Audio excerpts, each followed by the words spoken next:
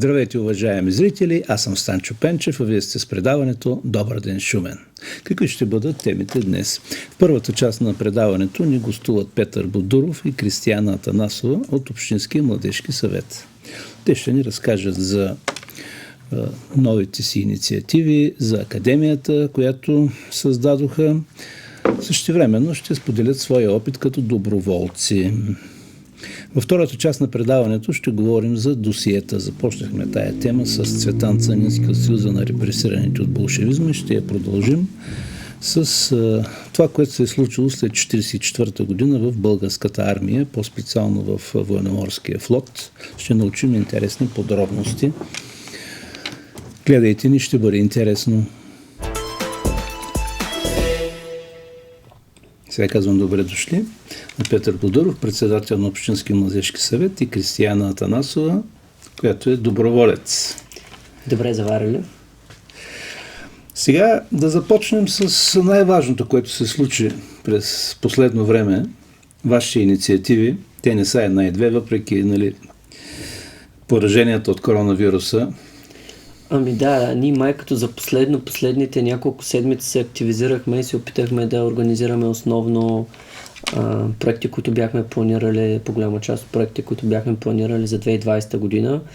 Преди повече от седмица приключи Младежката доброволческа академия, която трябваше да се случи всъщност миналия април.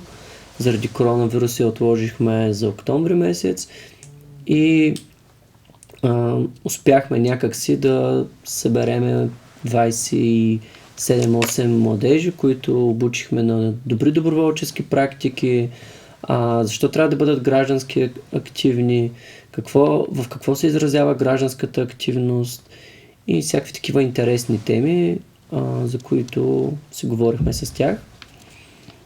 Освен това, съвместно с Фондация Подобри, тази събота завършихме голяма част от ремонта на горската пътека, горе на Шуменското плато, там пътеката за незрящи хора, която възстановихме част от счупените дъски, които бяха, поставихме табели с брайлов текст и вече гледаме към следващата година и приоритетите следващия месец и половина са всъщност да подготвим адекватен план за 2021 година и да работим съвместно с общината по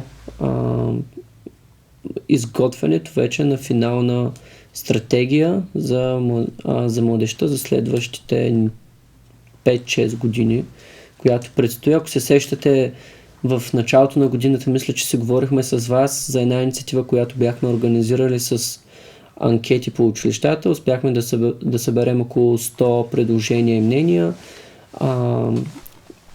Отчетахме ги, обработихме ги, изпратихме ги на общината и всъщност сега следващите месец, 2-3 предстои сглобяването на този стратегически документ, който е изключително важен за всички младежки организации, за посоката, в която ще работи община Шумен, в сектор младеж. Да кажем няколко думи, защото все пак мина доста време. Тия анкети какви въпроси съдържаха? Ами те съдържаха въпроси, свързани с интересите на младите хора, какви са как те биха искали да изглежда градът след година-две, кои са пропуските, които трябва да бъдат попълнени, кои са предложенията, които липсват на нашия град. В такъв контекст бяха въпросите. Имаше ли активност от младите хора? Ами, този въпрос е малко относителен, в смисъл 100 човека успяха да попълнят анкетите. Вече дали това е положително, дали това е голяма активност или малка активност, относителен въпрос. Ако трябва да съм честен, според мен не очаквахме повече, но пък мисля, че и мненията, които събрахме, не са малко. 100 мнения не са малко, но все пак тук може да се включи Кристияна, която е един доброволец скоро. Най-напред се така, представете се с няколко думи. Здравейте, благодаря за поканата. Аз съм Кристияна Атанасова и съм на 17 години и уча в Природо-математическа гимназия Нанчо Попович. Отскоро съм доброволец, като цяло се занимавам с музика и съм участник в Гласа на България тази година. Точно музиката ме доведе до Общински младежки съвет град Шумен. Започнах като участник в концертите, които организират и постепенно проявявах желание за още и още и така с познати приятели, които са част от съвета, се включих и аз, за което съм много радостна и щастлива, че избрах този избор. Много съм доволна от всичките неща, които правим в съвета. Знаех, че е ден, но не очаквах толкова много. Страхотни събития се случиха последният месец. Невероятни, ние ги казахме, академията, реновирането на пътеката, страхотни неща и следващата година предстоят невероятни проекти. Просто очаквайте. Какво е усещането да си доброволец? Чувство, което трябва да изпиташ. Не може да се опише. Това е едно душевно задоволство. Тоест, някак си откъсваш се от своята среда, за да помогнеш на останалите. Правиш нещо всеобщо за всички, не само за себе си. Да, и от егото си се откъсваш, да. което също е важно в случая. Въпросът беше за тая активност на младите хора. Дали реагират, когато им се зададе въпрос за бъдещето на нашия град? Със сигурност реагират. Може би не всички, но голяма част от младежите са будни и искат промяна. И точно чрез Общински младежки съвет можем да постигнем тази промяна. Затова се опитваме да популяризираме по някакъв начин, за да променим, за да направим Шумен наистина буден. Така или иначе, това са инициативи, които текат по-продължително време и усещате ефекта. Да, можем да кажем, че има такива инициативи, които вече организираме за трета година. Добри практики, които сме открили, които работят като Младежката академия, като Седмицата на движението, като различни проекти, свързани с облагородяване на градски пространства. И съответно се стремиме с всяка следваща година и всеки следващ план да бъдем по-амбициозни, да включваме неща, които сме пропускали или които не сме организирали преди това. Тая година, примерно, един подобен проект беше пейки срещу вандализма, в който успяхме да преобразим парк Кьошковите и всъщност това бих казал, че е един от най-успешните ни проекти, защото първо беше много позитивен, второ беше обърнат към хората. Над 40 човека се включиха в изрисуването на тези пейки, ние ги подготвихме, ремонтирахме ги, ги бладисахме в основен цвят, а пък всъщност гражданите успяха т.е. изрисуваха тези пейки по техен образ и подобие и по наши теми.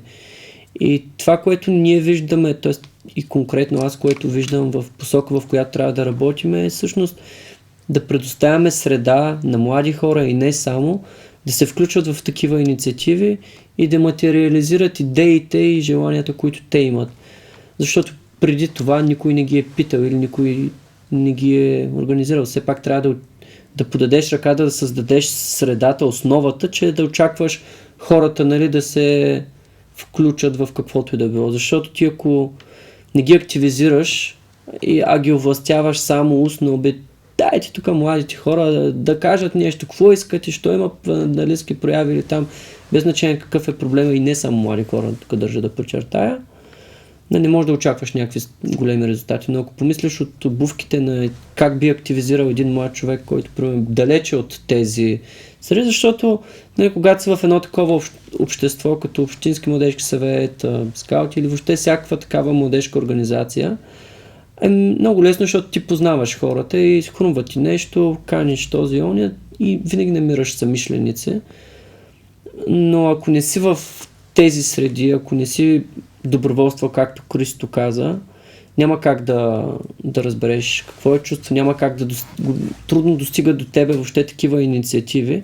И тук е наша ролята да направим така, че да популяризираме и да представим възможности до максимално много хора и вече те да решат дали биха се включили, биха заявили някаква гражданска активност, биха се включили, дали това отговаря на техните интереси или не. Медиите също има значение, затова всъщност ви поканих. Нали? Трябва да се чува, когато се направи нещо добро в нашия град. Нещо за всички. Съгласни сме. Сега по-подробно може да кажете за това, което предвиждате като бъдещи проекти, макар че така знам колко е условно всичко, в зависимост от обстановката. Да, може би най-основният фактор, с който трябва да се съобразяваме, е епидемиологичната обстановка, мерките, които има към днешна дата, така че със сигурност ще включиме това в каквото и да планираме за до година. Имаме разни идеи за стартиране на младежко предаване, имаме разни идеи за възстановяване на добри формати, тип Шеметен Шумен, който беше стартиран от Ротаракт и Интеракт още преди 5-10 години, но последните няколко години не се организира. Имаме различни идеи за облагородяване на нови пространства. Разбира се, академията със сигурност ще я запазим и активизирането на повече млади хора. Но това предстои всъщност пред нас в момента най-големия проект, който е до края на годината, е да направим проекта за следващата година, да поработиме върху изготвянето на проекто устав на Общински младежки съвет, защото и това трябва да преработиме. Всъщност младежите, интереса, който виждаме към Общински младежки съвет, се увеличава и съответно устава, който разполагаме в момента, не е работещ спрямо организацията, която имаме, така че това ще е друг също мащабен проект, върху който имаме да работиме до края на годината. И както споделих, изготвянето на предложения за стратегията за младежта за следващия период, който също се подготвя в момента. Така че това са едни доста стратегически важни документи, които ще зададат посоката на развитие на целия младежки сектор в община Шумен. И да. Може би тези неща трябва да ги обсъдите. Предполагам, че ние това правиме в момента. Всъщност след приключване на тези проекти, за които сподели Кристо, започнахме работа правиме брейнсторминг, след това ще изготвим конкретни предложения, които ще дадем на общината за всеки един от тези документи, за които споделих. И отделно работиме по включването на новите младежи, които искат да бъдат доброволци от Общински младежки съвет и запознаването им с дейността, с инициативите и с ценностите, които ние носим и търсим. Да, добре е, че сте провели тези инициативи, но има ли го този лошия ефект на така разрушаване, който наричаме по най-различен начин когато се направи нещо и след това някой тръгва да го руши.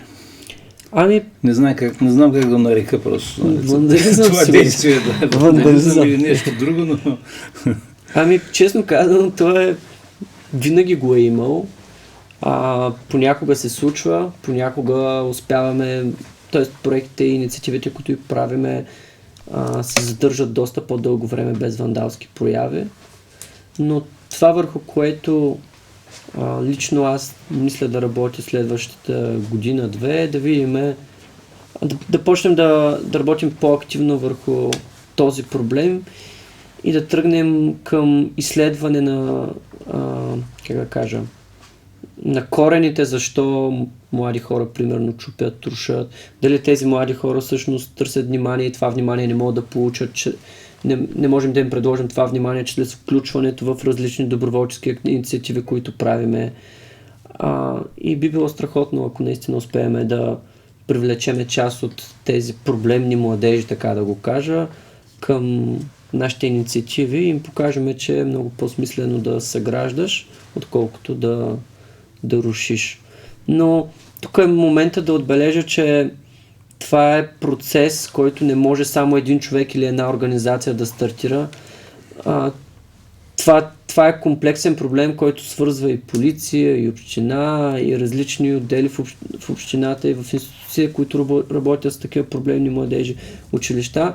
Така че би било страхотно, ако успеем да съберем определена група хора, които наистина работят и искат да намерят някакви решения на този проблем. Дали ще бъде изкоренен той, не мисля, но пък със сигурност мисля, че има как да бъде ограничен с различни инструменти и как част от тези младежи, които са проблемни, да бъдат включени в такива организации и програми, каквито ние правим в Общински младежки съвет.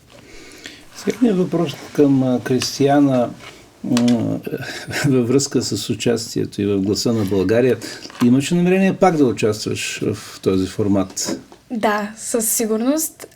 Голямата сцена е нещо, за което мечтая. И на този етап не, но след 1-2 години вече като завърша училище, тогава със сигурност. А защо толкова след толкова време? Може би сега си по-заета или?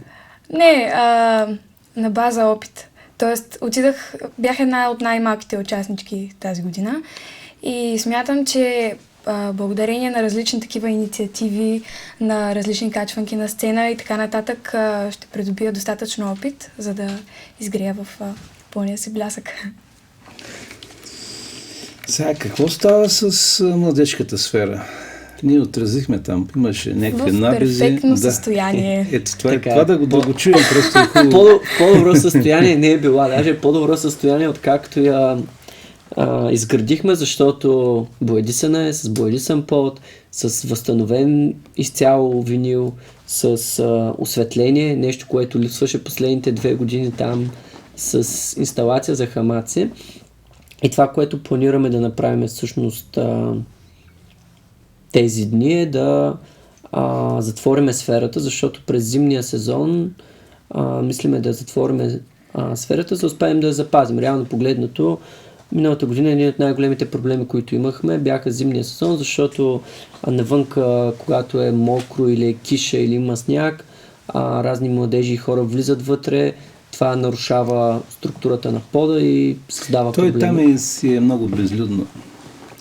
Зависи, лятото изобщо не беше. Аз говоря за зимата, за есента и зимата по-малко хора има всъщност. Затова сме решили тази година да затвориме пространството, като освен това трябва да споменеме, че новия винил, който изработихме на входовете, е много по-лесен за подобно действие и съответно ще пуснем сигнали до полицията с молба, ако видят някакви младежи, които се опитват да влязат или да развалят винила по някакъв начин, веднага да се отзоват на място и да ни помогнат в опазването. Вече има камери там?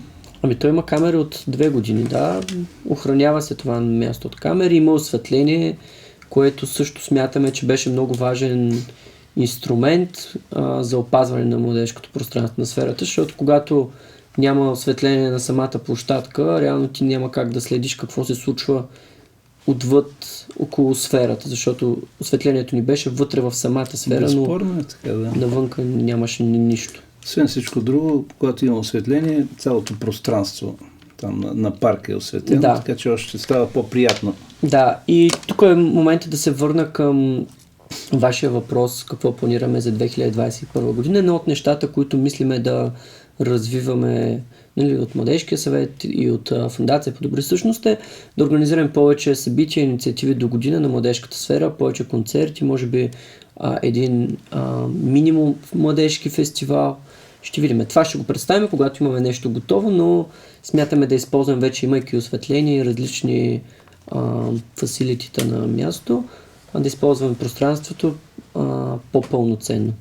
Друг въпрос, който така примерно много граждани могат да видят как се решава, то това е с тия пространства, междублокови пространства, облагородяването на тези пространства въобще в целия град.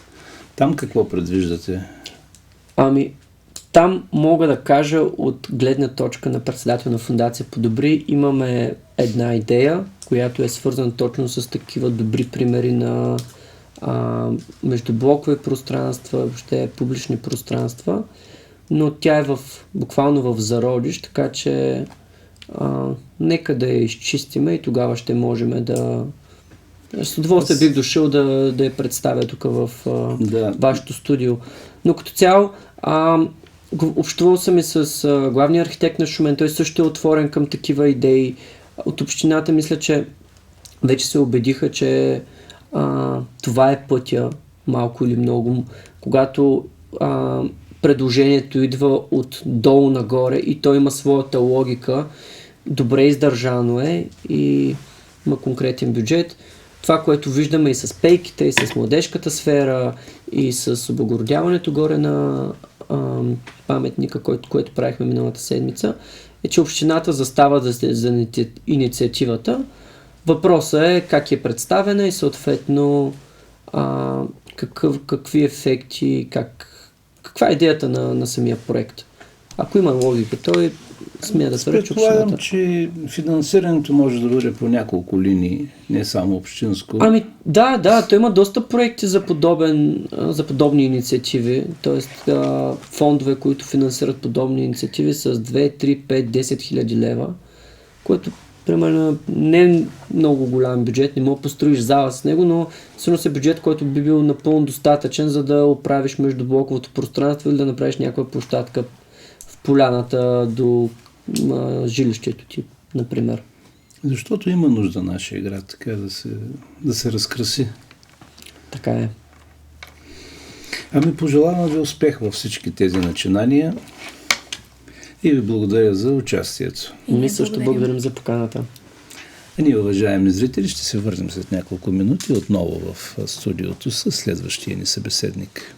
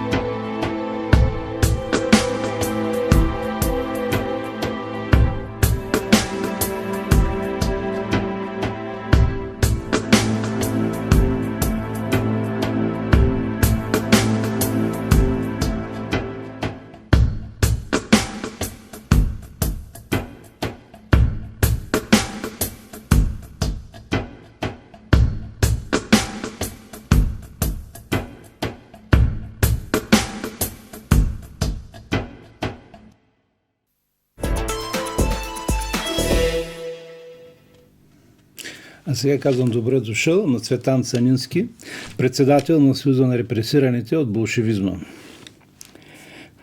Сега започнахме темата за досиетата, за репресиите. Днес ще говорим за репресиите в армията. Продължаваме нашия разговор за репресиите в армията. Ще продължим за това, което се е случило в българския флот, военноморски флот, и след това, което се е случило в пехотата. Да. Пострадалите офицери от българската армия. Точно така. Да почва ли? Разбира се.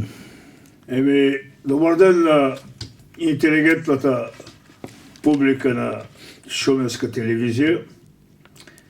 Както каза и господин Пече, ще продължиме за репресираните флотски офицери, като малко повече ще отделя за репресията на капитан трети ранг Митко Цветко Митков Цанински. След Втората световна война политическата обстановка в света коренно се променя. Доскорошните съюзници в антихитлеристската коалиция влизат в конфликт, защото Сталин решава да пусне желязната завеса. С американците въпросът лесно се урежда, защото президента по време на Втората световна война Франклин Делано Рузвелт умира от рак. Наследява го Хари Труман, който е бясен на Сталин, защото по същото време съпружеска двойка професори, световно известни учени, физици, атомици Розенберг, издават строго секретната тайна информация за американската атомна бомба, бебето, както я наричат, на Сталин. И Хари Труман е бясен. Там отношенията са много изострени и това е мотив за спускане на желязната завеса. Да не говорим за англичаните, за Уинстън Чърчил, който е един от най-яростните опоненти на руснаците, той го знаем от историята. Остава обаче един много деликатен момент, как ще се възприеме от прославения френски генерал Шарл де Гол, голям държавник и политик. Малко хора знаят, че той е бил много близък приятел на Сталин. И тук се появява вече деликатният момент, как ще приеме Шарл де Гол. Ние знаеме демократичния и свободолюбив дух на французите, желязната завеса. И тогава на помощ на Сталин идва злия гений, един много комбинативен мозък на Лаврентий Берия. И той предлага следната схема на Йосиф Висарионович, която има логика сериозна и се прилага доста успешно, като казва, товарищ Сталин, в петях наши вече социалистически страни, сателити на Москва, България, Унгария, Полша, Чехия и Румъния, има католически колежи. Дайте да съкмеме едни процеси, че преподавателите в тези колежи се занимават с вражеска и шпионска дейност и ето претекстът е готов и по този начин ще смекчим, може би, реакцията на вашия приятел генерал Шарл де Гол. И Сталин се съгласява и започват монтажите още 1948 година, 1948 година. Вече казах за капитан първи ранг Валентин Иванович Паспалеев, който беше заварен на 9 като началник на щаба, че още 1948-1949 година е вкаран в занданите на Държавна сигурност в София, но излиза коцелив орех и бива пребит от бой и умира от побоищата без съд и присъда. И Държавна сигурност и МВР търсят все пак друг военен, защото всичко останали са цивилни. А от цивилните какъв шпионаж и какви военни тайни ще получиш. И зато и се спират на капитан трети ранг Митко Цветко Митков Цанински. Кой е този капитан Митко Цветко Митков Цанински? Няколко думи, биографичен очерк. Това е баща ми. Роден е на 29 юни 1907 година в село Долна Бешовица, Вършанско. Произхожда от средноземеделско семейство. Дядо ми е Цветко Мирков Цаневски. Участва в 4 войни за обединението на България, като доброволец в Сръбско-българската война, после в Балканската, после Междусъюзническата и после в Първата световна война. В Първата световна война спасява знамето на полка. В Военно-историческия музей има голяма негова снимка и архивни материали. И аз получих информация, че има такива работи и отидах в София в музея. Там охраната ме попита за какво сте. Господин Мекам, искам да видя този герой от Първата световна война, награден с 20 ордена и медали.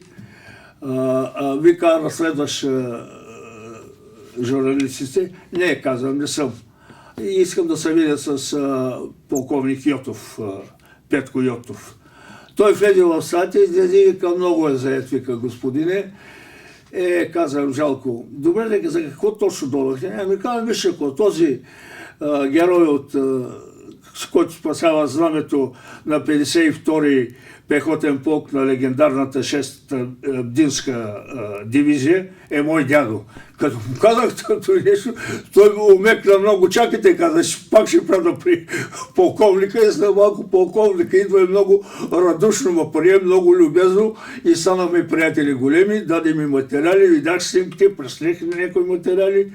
За голямо съжаление той почина, Бог да го прости, твърде млад, той 10 години по-млад от мене.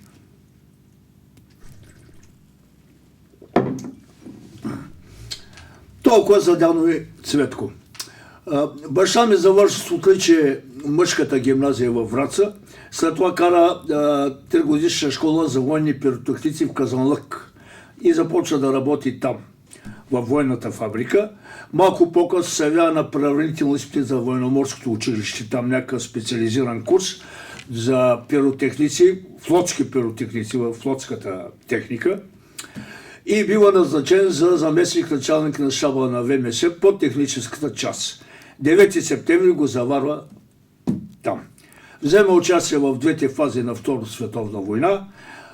Затова е награден с 2 ордена и 3 медала и лично връчена грамота от маршал Толбухен. Той имаше много добро впечатление от маршал Толбухен, каза прекрасен човек, защото маршал Толбухен лично му връча грамотата. И за голямо съжаление, обаче маршал Толбухен също стана жертва на сталинизма. Не знам дали знаете, господин Печев, беше жестоко репресиран след Втората световна война, пратен в ГУЛАГ и там умира. Всички герои имаха такава съдба. В края на 46-та и началото на 47 година Здравко Бомбов го вика, първи секретар на окръжен комитет, и му казва: капитан Митков, имаме информация, че сте много добър пиротехник. Ще ви молим да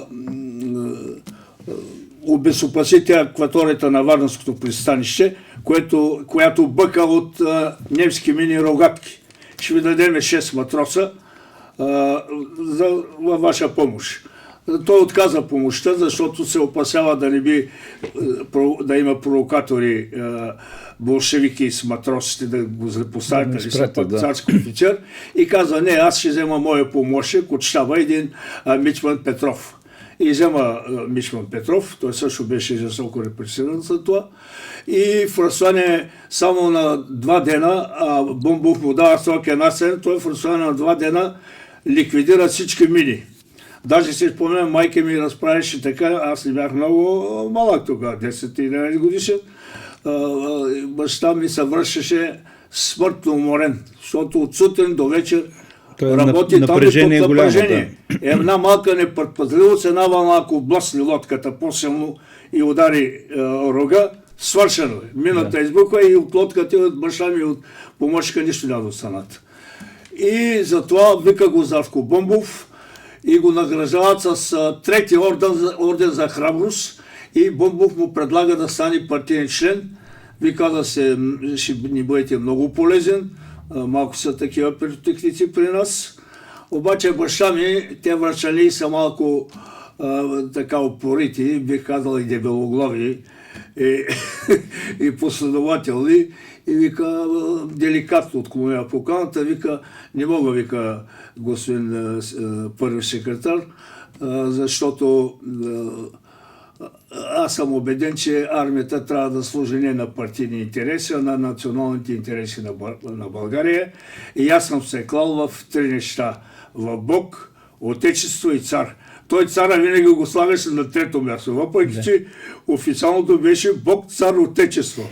Но баща ми беше малко националист. Така.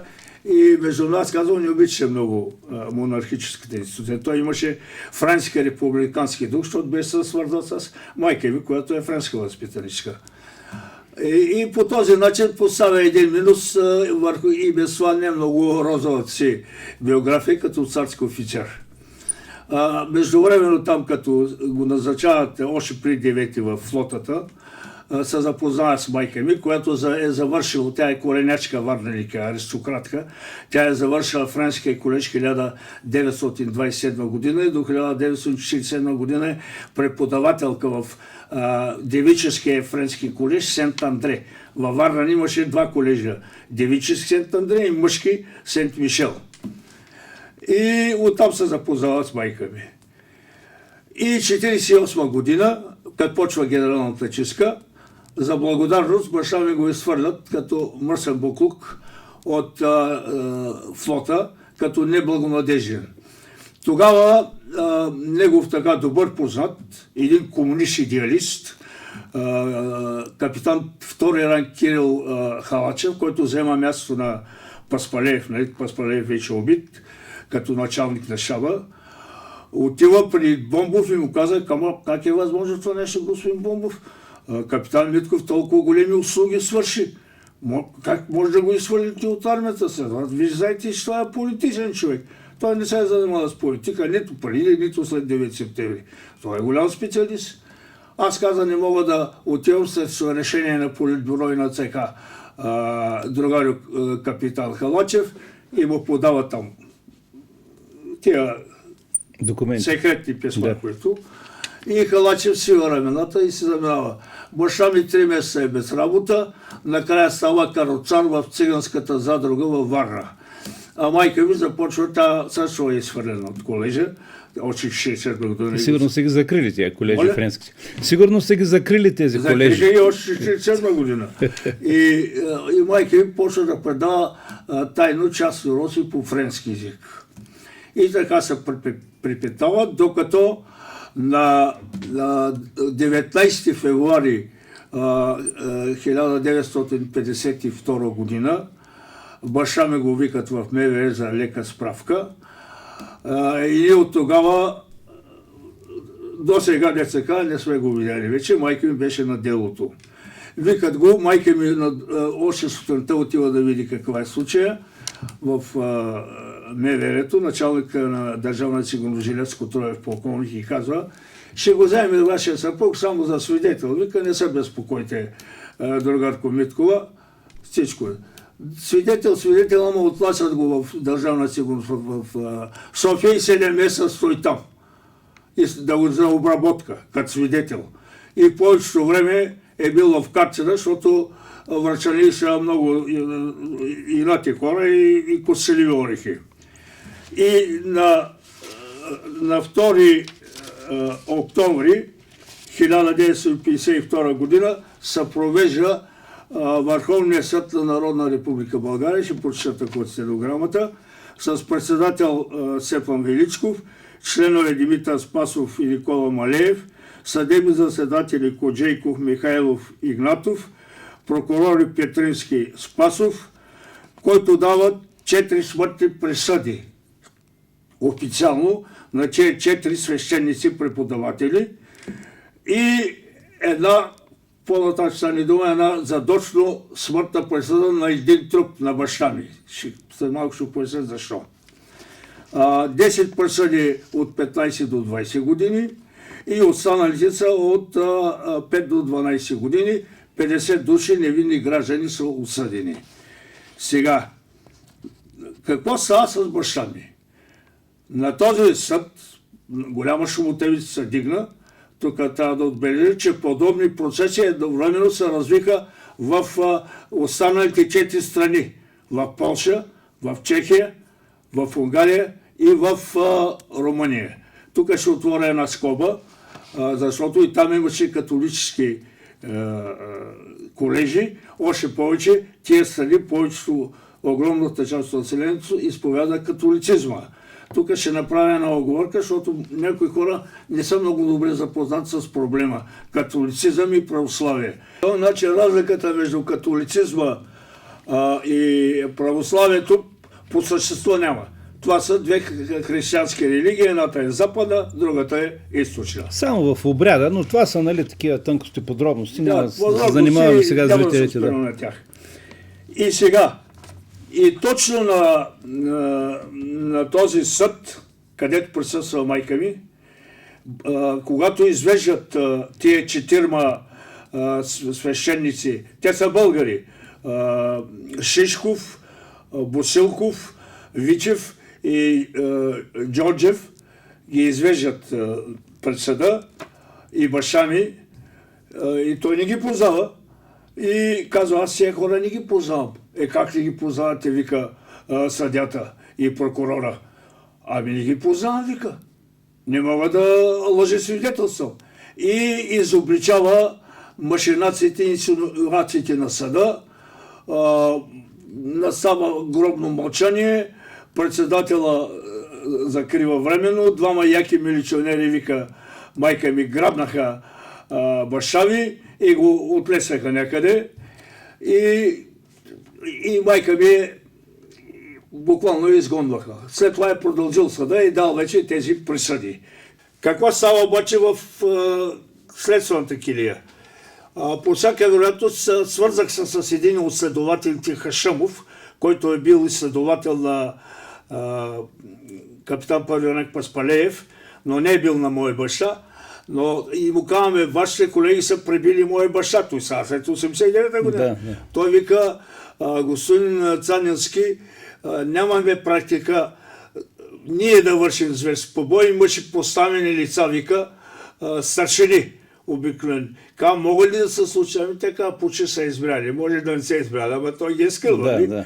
И факта обаче, че сутринта го намират умрял и когато на другия ден председател на Софийския областен военен съд Майор Ангелов изпраща писмо до заместник-началника и заместник-началника и началника на Централния затвор капитан Горинов с искане подсъдимия Митков да се докара в съда. Горинов отговаря, че такова лице няма в затвора. И аз коментирам, че как ще го има, когато още на 3 е умъртвен след такива. Ето го оригиналното писмо. Към камерата, към камерата. Тук ли? Да. Ето го оригиналното писмо. Много ми помогнаха 2 души при разкриване на делото. Един е моят стар приятел, бившият главен прокурор Иван Татарчев, той почина Бог да прости, бяхме големи приятели, запознахме се с 65-та година на един строеж като общи работници в град Варна. Аз бях нередовен учител тогава и учителите имат големи ваканции, през лятото работих. Или над строежите, като закъсах повече финансово, или пък като спасител. 20 години съм бил спасител на Варнарското Черноморие от южния плаж до Златните пясъци. Там се запознахме и той буташе колички. И после става главен прокурор и го се обади и така, това е друга тема. Но той много ми помогна и също така ми помогна и първият заместник министър-председател по време на правителството на Иван Костов,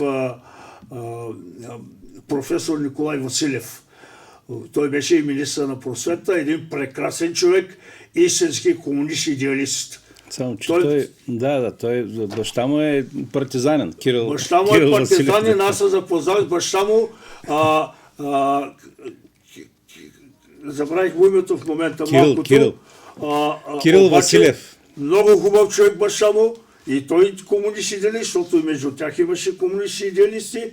И Николай Василев прати писмо до до Соколов, министъра на вътрешните работи и правят повторна щателна проверка и доказват, че баща ми, ето тук писмото, което праща Николай Василев, професор Николай Василев и уважаеми господин министър Данчо Соколов, лично го познавам, той малко беше шмекер, предложил и изпраща на господин Цараци на незаконно съден от военен съд, еди кой си така нататък, уж осъден. Да, ясно, да. Добре. И тук веднага ми пращат, след направена щателна проверка, се установява, че вашия баща, капитан Тетяна Митков, Цветко Митков, е бил незаконно задържан в ареста така от еди коя си година и напълно невиден и жестоко репресиран. Това е писмото официално, реабилитирано по всички параграфи. И така. Сега, понеже времето напредна, още няколко заключителни думи да кажем. Да завършим за баща ми тогава. И направихме много изложения. Тук най-различни инстанции. Тук са писмата, отговорите, където сме ги пратили. Изпратихме ги до много такива наши институции, до Народното събрание, до Вълко Червенко, даже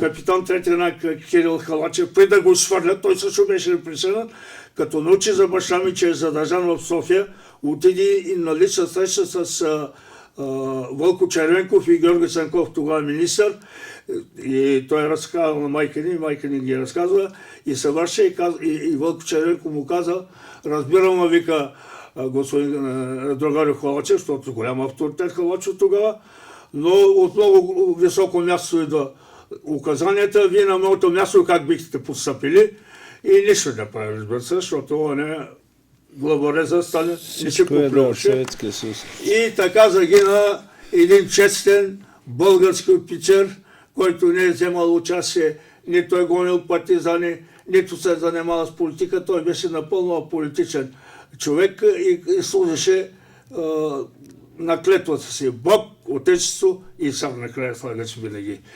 Загина на 45 години. Аз съм сега на 83 години. Много трагично. Но още по-трагично е, че той не е единственият случай.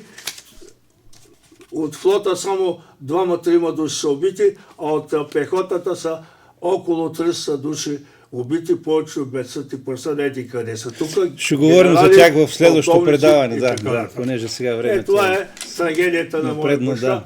Бог да го прости, Бог да прости и неговите убийци. Палачи. Защото те може би също са били поставени много натясно, защото знаеме Сталин как пипаше здраво. То не е оправдание това, но както и да е. Благодаря ви за участието. Това беше за днес, уважаеми зрители. Останете с програмата на телевизия Шумен. Желая ви приятен ден.